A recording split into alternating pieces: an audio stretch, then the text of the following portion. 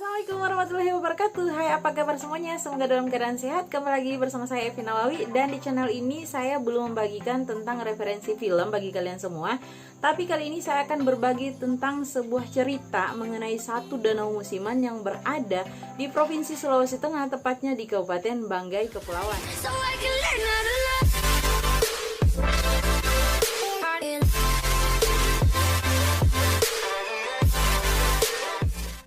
Berbicara tentang satu danau musiman di Kabupaten Banggai Kepulauan, pasti teman-teman yang sudah pernah sampai di sana tidak kaget atau sudah tahu dengan nama danau tersebut, yakni Danau Tendetung.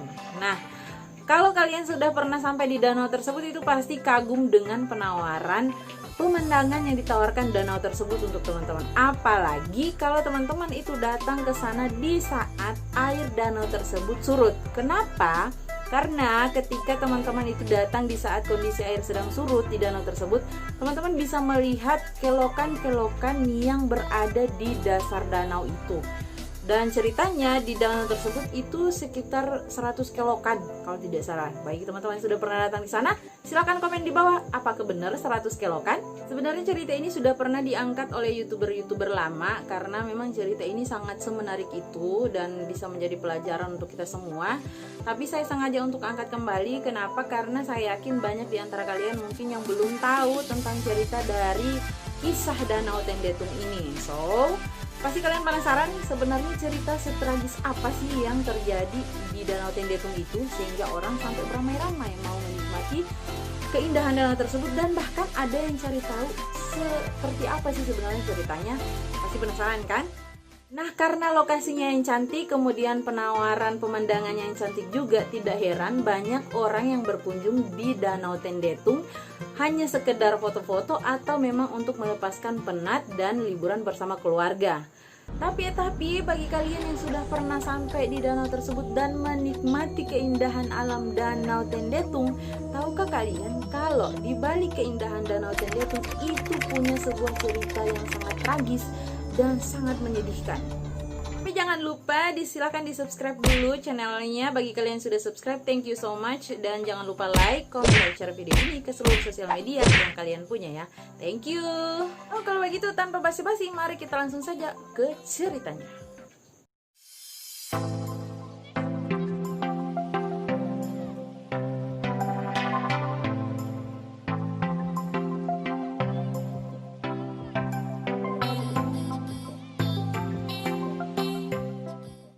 Danau Tendetung ini merupakan sebuah bukti cinta yang terlarang yang berakhir tragis. Nah, kisah cinta ini berawal dari sepasang muda-mudi yang bernama Sundano dan Kokiap. Namun, karena perbedaan keyakinan dan kebudayaan, maka cinta mereka berdua antara si Sundano dan Kokiap ini mendapatkan penentangan dari hukum adat di Desa Kanali pada saat itu. Nah, selain dapat tantangan dari hukum adat, orang tua dari si Kokiap ini juga tidak menyetujui hubungan anaknya bersama si Sundano. Karena itu, kedua orang tua ini tidak pernah memberikan restu atas hubungan yang dijalin anaknya tersebut dengan si Sundano. Tapi yang namanya jatuh cinta antara si Sundano dan Kokiap ini setengah mati mau dipisahkan. Si Sundano ngebet sekali sama si Kokiap, Kokiap pun begitu. Yang namanya cinta buta lah, seperti itu. Makanya si Sundano dan Kokiap ini mengatakan atau berikrar dan berjanji bahwa tidak ada yang bisa memisahkan cinta mereka berdua kecuali kematian. Melihat hubungan anaknya ini, si Kokiap dan Sundano ini sudah semakin erat, ini orang tua dari si Kokiap mulai khawatir, aduh bahaya ini anak saya sudah semakin cinta, bagaimana caranya sih supaya mereka tidak sama-sama. Muncullah pemikiran dari orang tua si Kokiap ini untuk mengenalkan Kokiap dengan pria lain, menjodohkan dan menikahkan Kokiap dengan pilihan mereka agar tidak lagi menjalin tali kasih dengan si Sundano.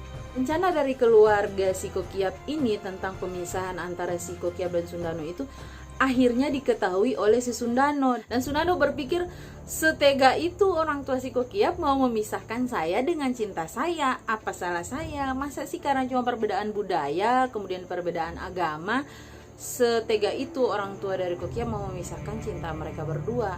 Nah, jadi si Sundano ini sudah mulai muncul juga pemikiran bahwa wah, tidak bisa saya biarkan. Kalau saya biarkan berarti si Sundano ini, si Kokiap ini bisa menikah dengan orang lain, terus saya, ya namanya cinta ya kan. Mulailah pemikiran-pemikiran yang aneh dari si Sundano. Dia mulai menyusun rencana bagaimana caranya untuk membatalkan rencana dari orang tuanya ini untuk menjodohkan Kokiap dengan pria pilihan mereka. Setelah menyusun rencana sedemikian rupa, si Sundano pun ini menyampaikan rencana tersebut kepada Kokiap. Dia menyampaikan bahwa Kokiap, nanti ketika acara pernikahanmu sudah ditetapkan dan dilangsungkan, kamu harus lari bersama saya meninggalkan kampung ini. Kita harus lari bersama, pokoknya sehidup semati, hidup bersama jauh dari orang-orang yang tidak setuju dengan cinta kita berdua. Kurang lebih seperti itulah pernyataan dari si Sundano untuk si Kokiap.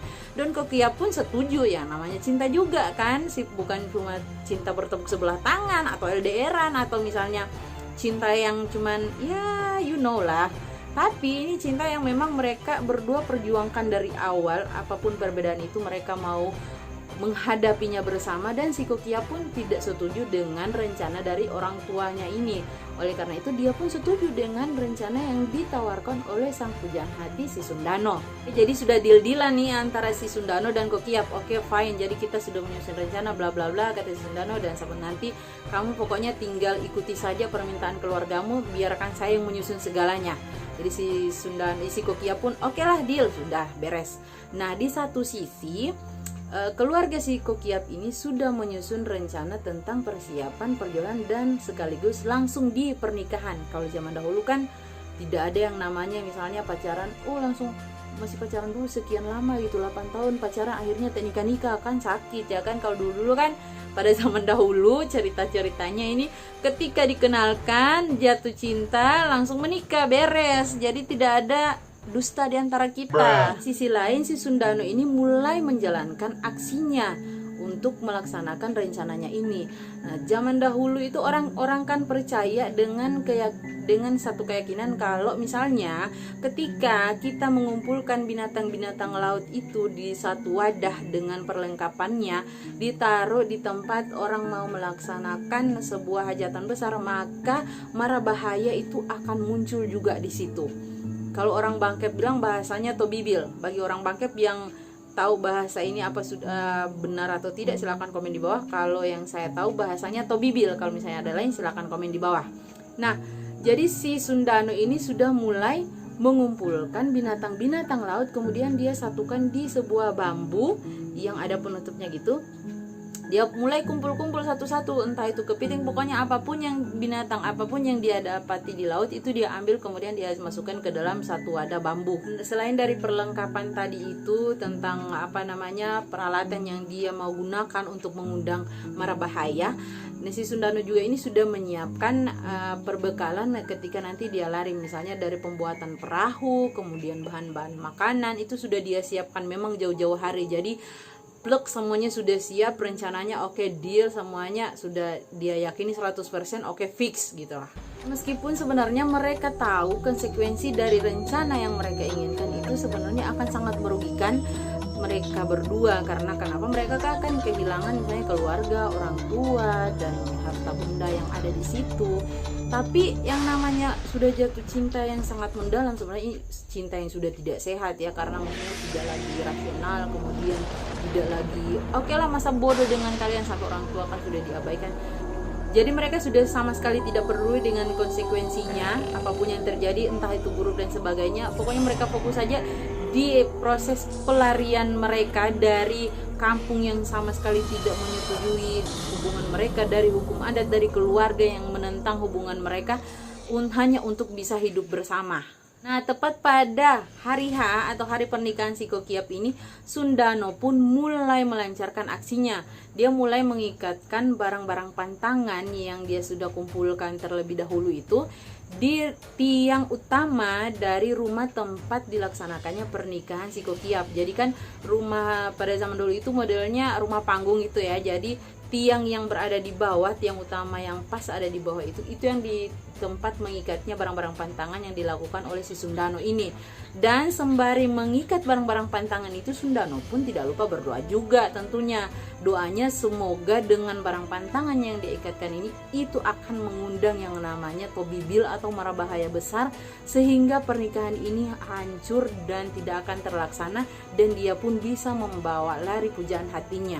Benar saja, setelah si Sundano ini melakukan tugasnya mengikat barang-barang pantangan tadi di tiang utama rumah tempat pelaksanaan pesta, itu tidak lama muncullah mara bahaya yang dia doakan tadi. Itu muncul sudah Tito Bibil tadi itu, yakni angin kencang, kemudian hujan deras, sampai ada air bah yang sangat besar itu langsung keluar di tiang tempat dia mengikat barang-barang pantangan tadi. Kondisi pesta tidak usah ditanya lagi, belum juga mulai ijab kabul ya kan. Pokoknya acara itu sudah ambiar, amblas, pokoknya hancur berkeping-keping. Apalagi mulai berjatuhan dari keluarga-keluarga dan tamu undangan, sudah pasti jelas lah, kaget kan kenapa tiba-tiba jadi ada tobibil seperti ini gitu. Jadi si Sundano ini pun ketika melihat sudah ada korban-korban berjatuhan, entah itu dia tidak peduli lagi dari keluarganya si Kokiab dan sebagainya, I don't care. Dia langsung naik ke rumah, kemudian panggil si Kokiab, "Kokiab, let's go, ayo cepat kita naik ke perahu yang sudah saya siapkan di bawah." Turunlah si Kokiab sambil dipegang oleh si Sundano. Naiklah si Kokiab ini di perahu yang Sundano sudah sediakan dengan bahan-bahan makanan yang sudah dia kumpulkan memang. Nah, mereka ini mendayung perahu itu mengikuti arus yang dikeluarkan, atau mereka mengikuti arus air bah yang keluar dari tiang utama rumah tempat Kokiab ini mau melangsungkan pernikahan. Jadi mereka mendayung, si Sundano sih tepatnya yang mendayung, untuk mengikuti air itu sampai pokoknya sejauh mungkin lah dari kampung halaman mereka berdua. Sayangnya karena perbuatan mereka berdua ini yang tadinya hanya orang tua si Kokiab yang tidak setuju dengan hukum adat, yang tidak setuju dengan hubungan mereka, kali ini bukan hanya itu saja, tapi alam dan Tuhan pun ikut murka melihat apa yang mereka berdua lakukan. Karena alam dan Tuhan pun ikut murka, itu dalam pelarian mereka itu banyak sekali pohon-pohon yang tumbang yang hampir menimpa perahu yang si Sundano ini kemudikan. Karena saking banyaknya pohon-pohon yang tumbang ketika mereka melarikan diri, itu si Sundano berpuluh-puluh kali harus membelokkan arah perahunya agar tidak menabrak pohon-pohon yang tiba-tiba tumbang di hadapan mereka. Nah, pada saat belokan-belokan, kelokan-kelokan gitu ya, karena saking banyaknya pohon yang tumbang, itu sampai di kelokan yang 100, tiba-tiba itu ada muncul lubang yang besar, kurang lebih diameternya 5 meter, itu menelan semua air yang keluar dari tiang utama di rumah si Kokiab tadi.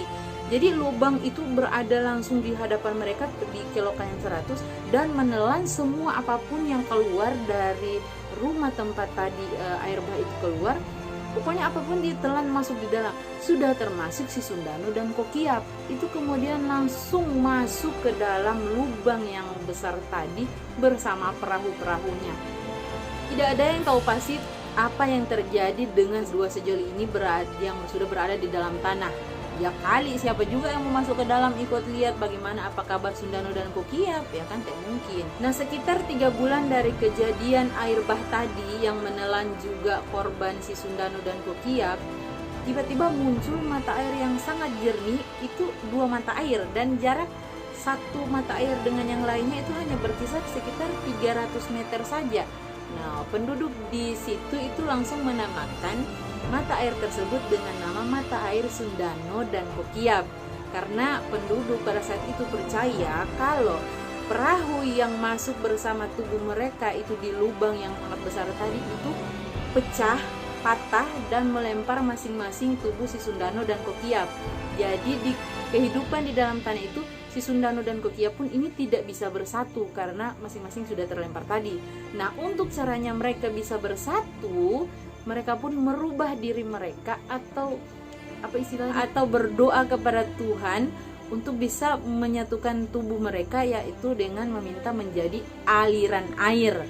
Nah, muncullah mata air yang tadi sehingga mereka itu bisa bersatu ketika mata air itu berkumpul gitu. Yang pasti cita-cita antara si Sundano dan Kokiap ini untuk bisa hidup bersama itu tidak pernah terwujud, dan keinginan mereka yang mengatakan hanya maut yang bisa memisahkan mereka itu dikabulkan oleh alam dan Tuhan. Memang hubungan antara dua sejoli ini, antara si Sundano dan Kokiap ini berakhir sangat tragis. Tapi setelah kejadian itu juga kemudian muncul keanehan-keanehan di danau tersebut. Misalnya ini setiap 6 bulan sekali kan ada lubang diameter itu yang menelan air bah yang sangat banyak tadi. Setiap 6 bulan sekali itu lubang itu seperti tersumbat sesuatu sampai air itu akan tergenang dan membentuk sebuah danau itu yang sekarang namanya Danau Tendetung. Dan setelah 6 bulan berikutnya air itu akan surut sendiri, akan masuk lagi di lubang itu dan akan terlihat kelokan-kelokan yang berjumlah 100 kelokan sampai di lubang yang menelan air bah tadi. Nah, kalau teman-teman rajin ketika datang ke situ kemudian melihat kondisi airnya surut, silahkan dihitung apakah betul itu berjumlah 100 kelokan. Uniknya lagi, ketika air surut di 6 bulan, pada saat air surut itu muncul ikan-ikan di kelokan-kelokan yang 100 tadi. Itu kalau penduduk di sana bilang namanya ikan teledek. Nah, jadi ketika air surut itu masyarakat pun banyak pergi ke danau tersebut untuk berburu ikan-ikan teledek karena saking banyaknya. Jadi masyarakat rajin itu ketika musim sudah surut mereka naik ke tempat danau tersebut untuk mengumpulkan ikan-ikan teledek ini. Tidak tahu pasti jenis ikan apa ini, tapi namanya ikan teledek. Bagi teman-teman yang tahu ikan apa ini silahkan komen juga di bawah ya. Nah, sampai saat ini danau tersebut sudah menjadi salah satu destinasi wisata di daerah Kabupaten Banggai Kepulauan, di mana masyarakat memang menikmati keindahan alam yang ditawarkan oleh danau tersebut. Belum lagi ketika misalnya surut, kalian bukan hanya bisa menikmati pemandangan dari kelokan-kelokan dan keindahan alamnya, tapi juga kalian bisa mengikuti perburuan ikan teledek itu. Nah, untuk teman-teman yang bertanya-tanya di mana sih sebenarnya lokasi lebih spesifiknya tentang Danau Tendetung ini, Danau Tendetung ini secara administratif itu berada di lokasi wilayah Kecamatan Totikum, dan danau ini sendiri itu melewati 3 desa, yakni Desa Pelei, Kanali, dan Desa Tobungku. Jadi kalau teman-teman ke sana, saran saya jangan dalam kondisi musim hujan. Pastikan teman-teman ke sana di saat memang musim kemarau, di saat dimana posisi air itu dalam keadaan surut. Untuk orang tua yang anaknya agak bebal urusan asmara, silakan bawa di Danau Tendetung ini sekalian wisata rohani. Kemudian kasih tahu anaknya, tatu udu laso uki marimar perguso. Kalau teu dengar apa yang mama ada bilang, silahkan beken, bukan cuma 100 belokan, 1000 belokan mama kepang ada rambut. Nah, itu dia tadi pembahasan kita mengenai danau musiman, yakni Danau Tendetung di Kabupaten Banggai Kepulauan, Provinsi Sulawesi Tengah. Misalnya kalau ada yang kurang, silakan teman-teman bisa tambahkan di bawah. Atau misalnya ada daerah-daerah yang atau lokasi-lokasi khusus yang ingin saya bahas, silahkan juga komen di bawah. Sebelum itu saya ingatkan kembali, jangan lupa subscribe, like, komen, dan share video ini ke seluruh sosial media yang kalian punya. Bagi teman-teman yang sudah subscribe, thank you so much. Jangan lupa like juga ya. So, sampai ketemu di video selanjutnya. Bye-bye.